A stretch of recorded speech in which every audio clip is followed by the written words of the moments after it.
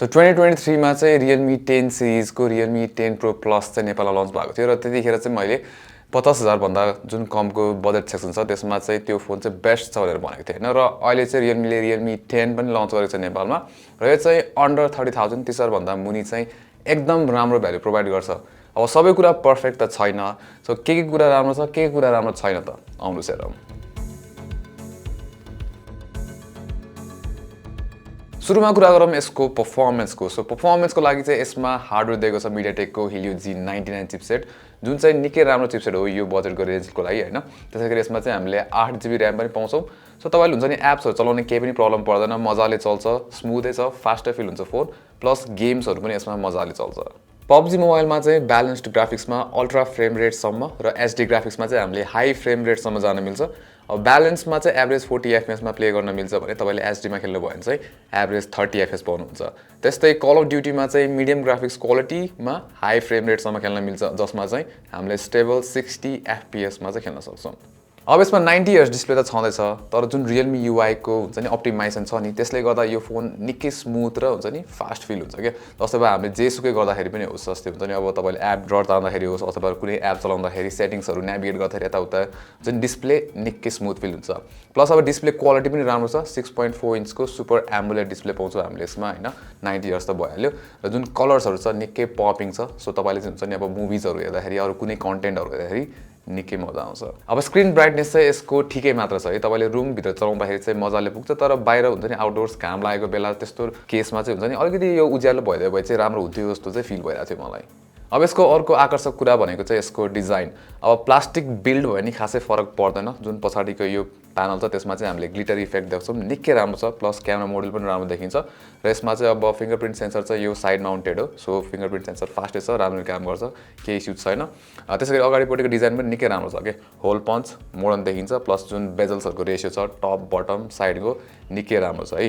Plus भनिहाले phone चलाउन पनि सजिलो छ, त्यति भारी पनि फिल हुँदैन, समात्न पनि सजिलो छ।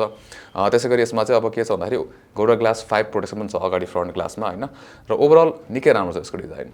अब ब्याट्री चाहिँ यसमा 5000 mAh मात्रै भए पनि यो तपाईले हेभी युज गर्नु भयो भने एक दिन मजाले टिक्छ हैन, र यसमा चाहिँ अब 33 वाटको चाहिँ फास्ट चार्जर आउँछ। सो तपाईले हुन्छ नि फास्ट चार्जिङ गर्दाखेरि चाहिँ 0 to 100% चाहिँ 1 घण्टा 30 मिनेट जस्तोमा चाहिँ पुग्छ।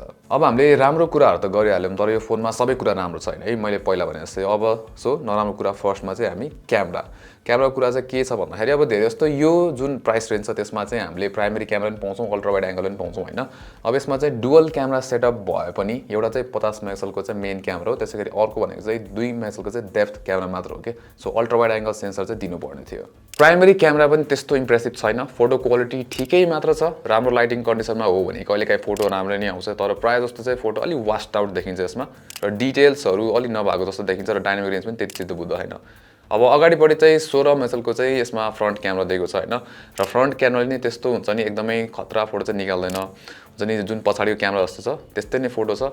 कलर्सहरु यताउता अलि फ्ल्याट देखिन्छ र शार्पनेस पनि त्यति चित्त बुझ्दो चाहिँ छैन। प्लस यसमा ब्युटी मोडहरु पनि धेरै छ हैन, तपाईले त्यहाँ सेटिङ्सहरु चलाउन मिल्छ, त्यो चाहिँ धेरै नगर्नु होला, फेरि अलि अननेचुरल रिजल्ट नै आउँछ। अब यसमा भिडियो चाहिँ तपाईले पछाडीको क्यामेराबाट चाहिँ 1080p 60 FPS सम्म खिच्न मिल्छ भने अगाडिको क्यामेराबाट चाहिँ 1080p 30 FPS सम्म खिच्न मिल्छ। अब भिडियो क्वालिटी चाहिँ त्यति चित्त बुझ्दो हैन, पछाडीको क्यामेराबाट पनि तपाईलाई कलर अलि नपुगे जस्तो फिल हुन्छ हैन, प्लस शार्पनेस पनि त्यति राम्रो छैन, प्लस डायनामिक रेन्ज पनि त्यति राम्रो छैन, र यसको जुन स्टेबलाइजेसन छ त्यसले पनि त्यति राम्रो काम गरे जस्तो चाहिँ मलाई फिल चाहिँ भएन हैन। र जुन अगाडिको क्यामेरा छ त्यसको क्वालिटी पनि सेम पछाडीको क्यामेरा जस्तो नै छ, हुन्छ नि कलर त्यति पुग्दैन यसमा चाहिँ। सो तपाईलाई हुन्छ नि राम्रो भिडियो खिच्ने क्यामेरा चाहिरहेको छ भने चाहिँ यसमा चाहिँ हामीले पाउँदैनौं।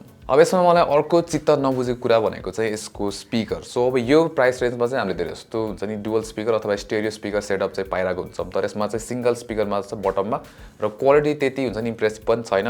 लाउड त छ, तर हुन्छ नि म्याक्सिमम भोल्युममा सुन्दाखेरि चाहिँ त्यो चर्को सुनिन्छ के, हुन्छ नि साउन्डमा त्यति डेफिनेसन चाहिँ छैन, सो ठिकै मात्र छ यसको साउन्ड चाहिँ। अब यसमा चाहिँ OS out of the box Android 13 चाहिँ आउँदैन, हुन त अब यो अपडेट पछि एन्ड्रोइड 13 र Realme UI 4 मा चलिरहेको छ, तर आउट अफ द बक्स चाहिँ यसमा एन्ड्रोइड 12 12 Realme UI 3 मा आउँछ हैन। अब त्यसैगरी मैले फर्स्टमै भनिहालेँ हैन, जुन अप्टिमाइजेसन छ OS को निकै राम्रो छ। तर यसमा चाहिँ के छ भन्दाखेरि यो एड्सहरु ब्लोटवेयर्सहरु चाहिँ टन्नै छ के। ब्लोटवेयर्सहरु अब अनइन्स्टल त गर्न मिल्छ कुनै कुनै हैन, सबै चाहिँ गर्न मिल्दैन।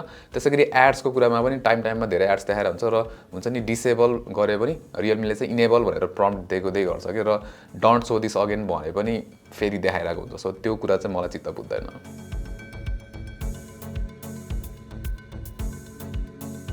अब सबै राम्रो नराम्रो कुरा हामीले सुनिहाल्यौं हैन। सो अब यसपछि पनि Realme 10 चाहिँ 30,000 भन्दा मुनिको बजेटमा चाहिँ राम्रो फोन हो कि हैन त? वेल अब यसमा जुन नराम्रो कुराहरु मैले भनिहालेँ हैन, क्यामेरा अल्ट्रा वाइड एंगल छैन, त्यसैगरी जुन मेन क्यामेरा छ त्यो पनि त्यति चित्तबुझ्दो छैन, प्लस यसमा चाहिँ हामीले स्टेरियो स्पिकर सेटअप पनि पाइरहेको छैन। अब यो कम्प्लेन्ट्सहरु हुँदा हुँदै पनि 30,000 को लागि चाहिँ जुन Realme 10 ले चाहिँ जुन भ्यालु दिइरहेको छ नि त्यो चाहिँ राम्रै छ के। अझै पनि डिस्प्ले परफर्मेन्स देखि लिएर जुन डिजाइन र ब्याट्री छ त्यो चाहिँ निकै राम्रो भ्यालु प्रोवाइड गर्छ यसले। सो 30,000 भन्दा मुनिको बजेटमा चाहिँ तपाईले यो फोन किन्न खोजिराख्नु भएको छ भने चाहिँ यो फोन राम्रै छ। सो यो भिडियोमा चाहिँ यति नै। राम्रोमा लाइक गर्नुस्, शेयर पनि गर्नु होला, र यस्तै कन्टेन्टहरुको लागि चाहिँ हाम्रो च्यानललाई सब्स्क्राइब गर्नुस् र त्यहाँ भएको त्यो बेल आइकन दिनु होला for notifications. Until next time, नमस्ते।